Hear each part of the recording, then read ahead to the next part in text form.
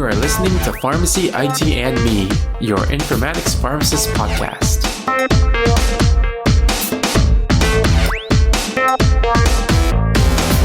Today is Friday, May 10th, 2019, and welcome to another episode of Last Week in Health IT. As with every episode, we start off this one stating that the intended audience for this episode is everybody. So apologies in advance for my voice on this episode since I'm feeling a little bit under the weather. And since we had an episode on Monday about healthcare IT news, there shouldn't be that many news items since then. We have a few articles to discuss, so I'll just get right into it. So the first article is AI-based prior authorization technology shows promise at RadNet. RadNet is an American radiology firm that operates outpatient diagnostic imaging centers and is the largest provider of outpatient imaging services in the entire United States.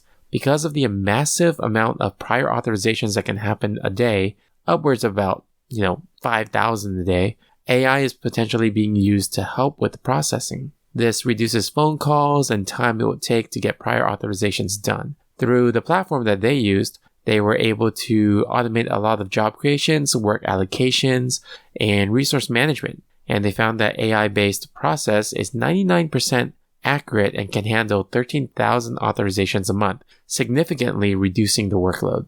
Alright, so the next news item is in Q1 of 2019, there's been a 50% increase in direct transactions in the DirectTrust network. So to back up a little bit, DirectTrust is a collaborative non-profit of 121 health IT and healthcare provider organizations that have created a health information exchange platform via direct messaging protocols called a trust framework. Since launch, it's processed more than 771 million exchanges.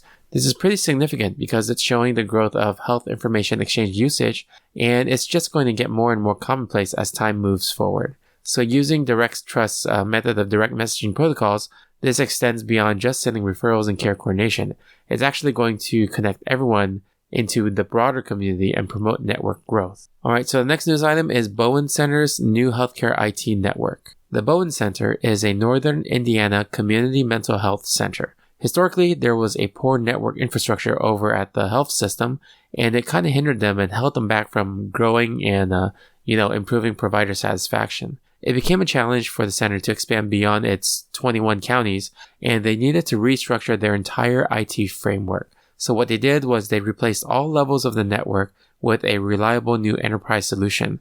And what this did was it streamlined troubleshooting issues, and it kept everything consistent.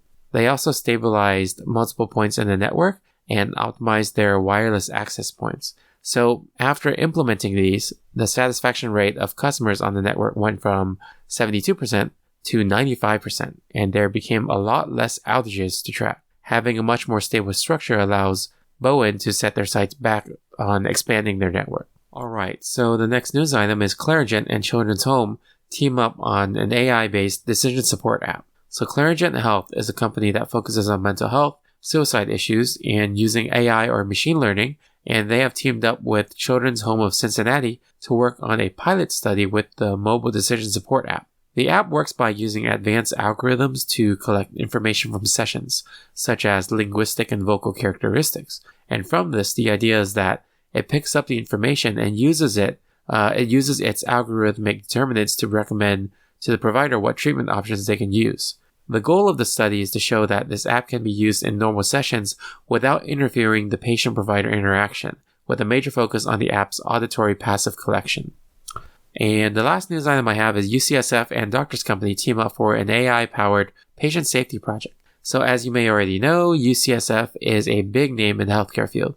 They have announced a partnership with the Doctors Company, which is a medical malpractice insurance company in Napa, California. The idea of their partnership is to use artificial intelligence to find the best practices to target physician burnout, alert fatigue, EHR optimization, data sharing, and patient engagement or even the patient experience. This makes sense since risk mitigation is key in safe practices, and it makes sense for the insurance company to be focusing on that. And it's a great method to learn more about provider habits in all levels of practices. Alright, so that's all the news item I have, but before we go, if you'd like to hear more news on healthcare IT, check out some great curated articles on healthcareitnews.com. It's where I go for daily healthcare IT news to keep myself updated on what's going on in that world. And if you guys like this episode, you guys can always subscribe and rate us on iTunes, Stitcher, Google Play, or any of your other favorite podcasting services.